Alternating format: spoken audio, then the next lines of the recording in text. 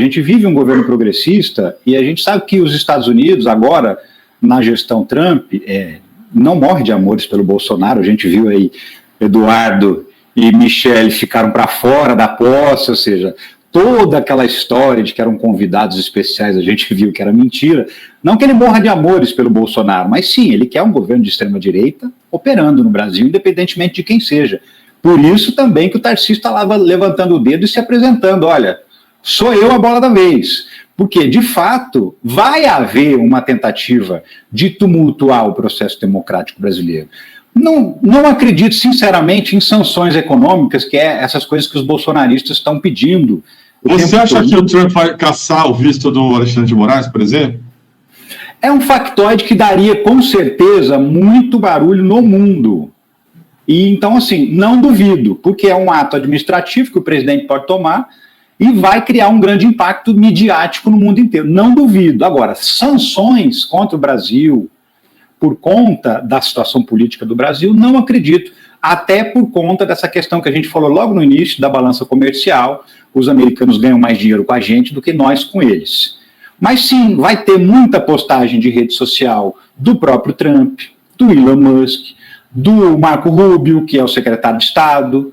Eles certamente vão usar as redes sociais para atacar, para criticar, para tentar desestabilizar o governo brasileiro. Fora todo o jogo das plataformas de mídia social que começa a partir de agora, né?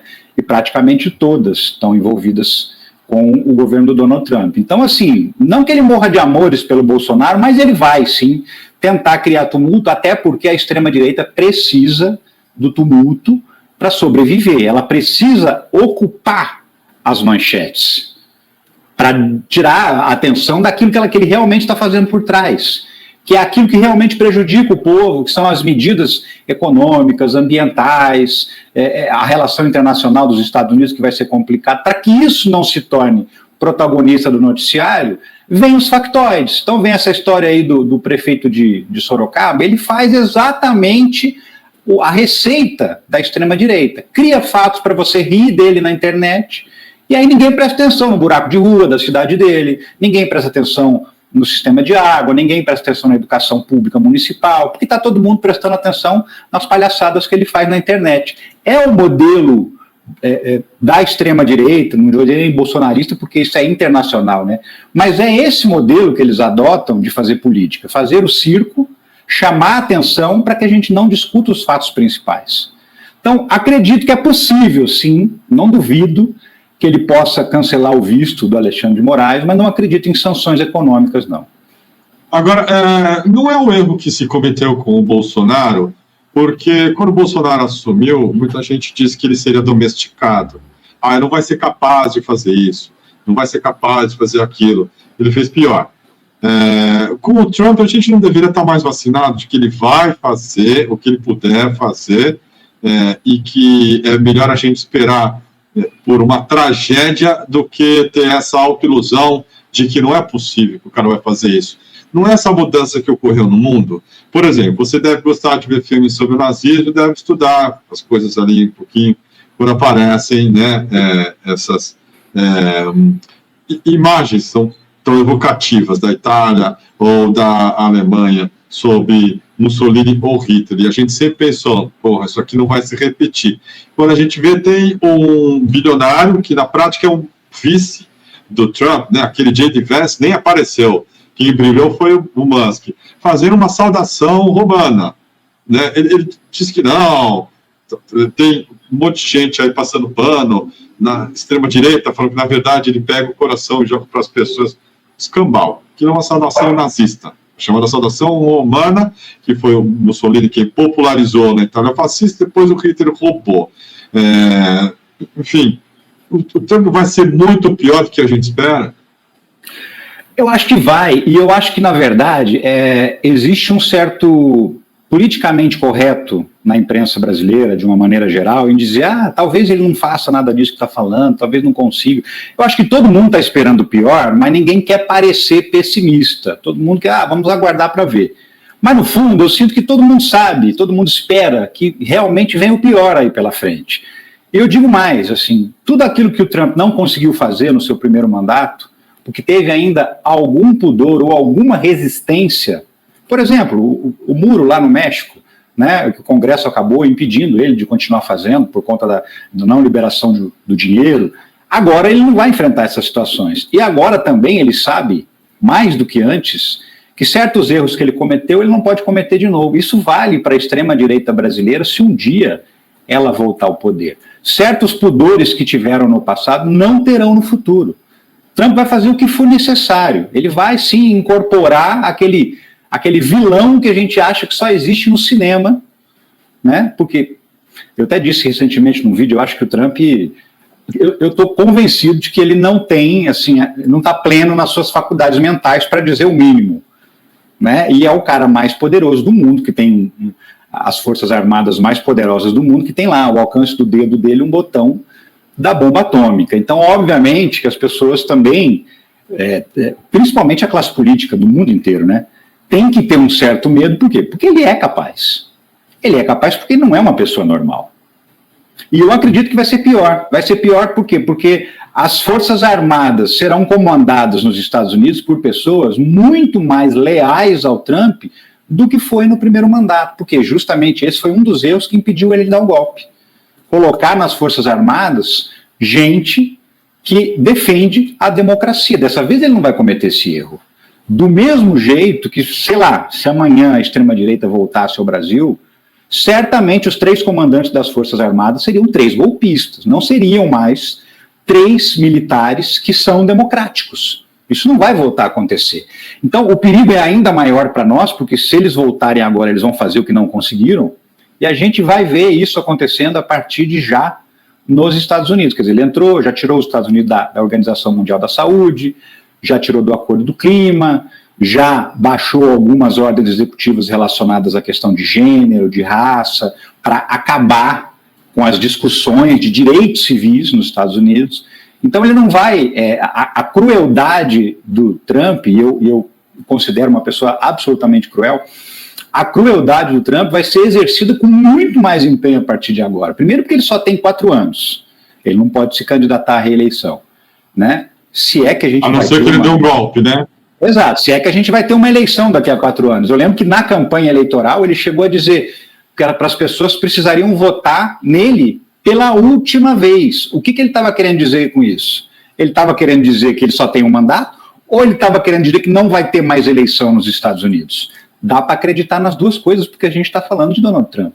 Agora, me chama a atenção uma coisa. O Trump fez uma posse em que ele juntou lideranças de uma internacional fascista, né? Havia, inclusive, gente que não era chefe de Estado. Havia ali um espaço enorme para o Steve Bannon falar do Eduardo Bolsonaro como futuro presidente do Brasil, entre outros, né? O Lula não foi convidado, por exemplo. É uma quebra de protocolo. Por que a esquerda não consegue dar uma resposta à altura para isso? Por que a esquerda não faz uma frente de esquerda no mundo? Essa é uma boa pergunta. De $1 bilhão?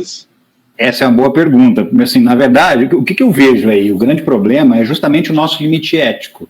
Nós que somos progressistas, a gente vai até um certo ponto na discussão, né? Até que ponto? Até o ponto em que é verdade. A partir do momento que começa a ser mentira, a gente não vai além. E eles não têm esse filtro, eles vão.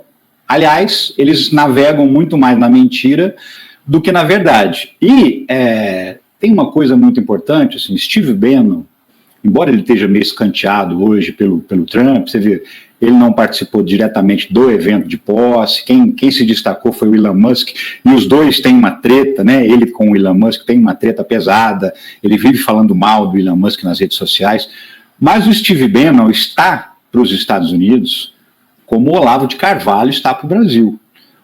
A gente ficou rindo anos das bobagens, dos absurdos que o Olavo de Carvalho falava, dizendo que ele era um lunático, que ele era um doido, que ele era isso, que ele era aquilo.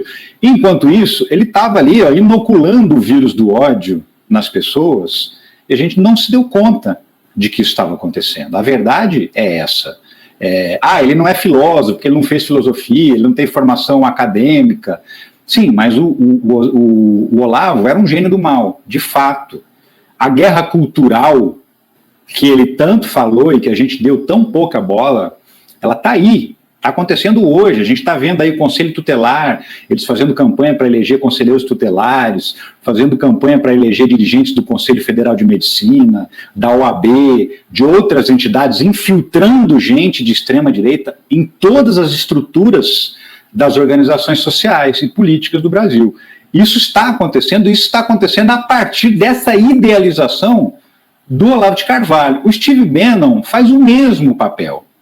E não existindo mais Olavo de Carvalho, porque parou de fumar há algum tempo, né, como você sabe, agora quem é o grande guru do Eduardo Bolsonaro? O próprio Steve Bannon. E se ele se sentir desprestigiado no governo americano, e nesse momento é o que está acontecendo, sim, ele pode voltar toda a possibilidade dele de influência para um outro país onde ele seja bem aceito como guru, porque também tem uma vaidade gigantesca dessas pessoas, né, de se sentirem insensadas, e é isso, por exemplo, que Eduardo Bolsonaro faz quando chega perto do Steve Bannon, quando chega perto do Trump, é incensar essas pessoas, porque ele sabe que é isso que essas pessoas querem. Então, assim, não duvide que essa figura, que foi fundamental na primeira eleição do Donald Trump, não agora, seja fundamental na próxima campanha eleitoral do Brasil, na próxima campanha eleitoral da Alemanha. Ele já falou também, inclusive nesse discurso em que ele apresenta o Eduardo Bolsonaro como futuro presidente do Brasil, ele está falando também da questão da eleição alemã.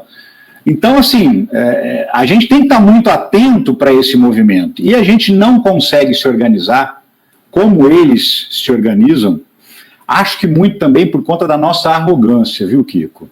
A esquerda, ela tem uma certa arrogância, sabe? A vida inteira, eu lembro que muito jovem, com 18, 19 anos, eu ouvia pessoas de esquerda dizer assim, o pior administrador político eleito, né, o pior prefeito, vereador, governador, presidente do PT é melhor do que o melhor dirigente de direita. Eu escutei isso muitas vezes. A gente acreditou nisso. E a gente deixou de cuidar. E aí a gente olha para essas pessoas, isso é uma coisa que eu falo repetidamente, sempre que eu tenho oportunidade. A gente olha para os bolsonaristas e a gente não separa o joio do trigo. A gente tem uma certa impaciência. A gente acha que todo mundo é fascista, todo mundo é burro, todo mundo é mau caráter, todo mundo gosta ou fala que gosta do Bolsonaro porque é igual a ele. Mas existe milhões e milhões e milhões de brasileiros que são gente simples, gente que mora no Brasil profundo, gente que é influenciado pela televisão, pela mídia social, pela igreja que frequenta, pelo pastor que orienta, gente que é de boa índole, gente que é honesta, que é trabalhadora, mas que é conservadora, e que ser conservador é um direito de qualquer um.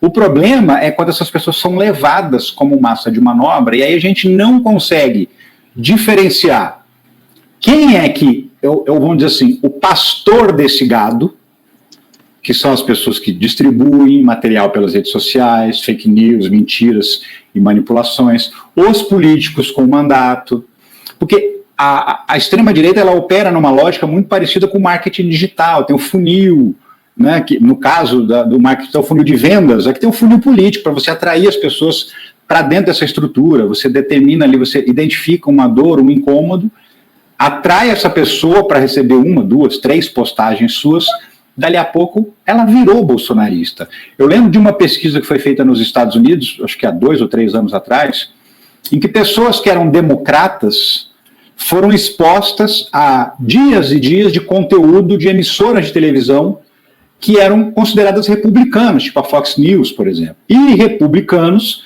que foram colocados para assistir só conteúdos de emissoras consideradas democratas. E houve mudança. As pessoas mudaram de percepção.